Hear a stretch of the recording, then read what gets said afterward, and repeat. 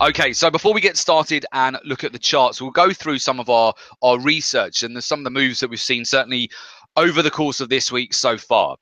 Now, one market I want to identify on asset class to have a look at the moment is going to be the softs. So we've seen hedge funds switch focus over the month of August to the soft commodities. Our research shows us that hedge funds, they've switched their focus and boosted bets in sugar, in coffee and cocoa. Net long positions are currently within soft commodities, they are currently at the highest levels since 2014. In fact, sugar at the moment is up 31% so far this year. And we do see more opportunities for upside on these markets, particularly with sugar, coffee, and cocoa. So I'll break it down for you.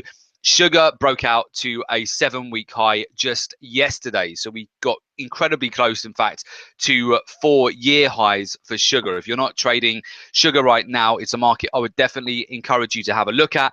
Raw sugar futures, they surged to the highest levels in 7 weeks on Wednesday as rains in top producer in Brazil were seen as potentially slowing the cane crush. Heavy rains in Brazil were seen as supportive, slowing the cane crush in the south region. And with that, we saw a significant breakout on sugar. Now, technically, sugar is also looking very good. We've come into a major supportive zone over the last couple of weeks. We've continued to build support and a major trend channel, bounce off some really key moving averages, including the 21-day moving average, the 50-day moving average.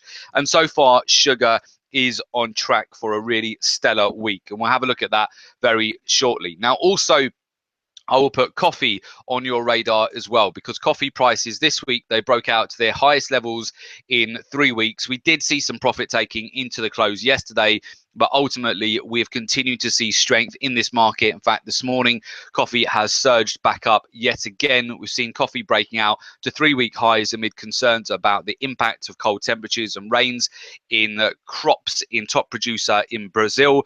Coffee is now up 7% this year with further gains expected. We pull back on Wednesday after profit taking, but we're right at that supportive layer at the 50-day moving average at the moment.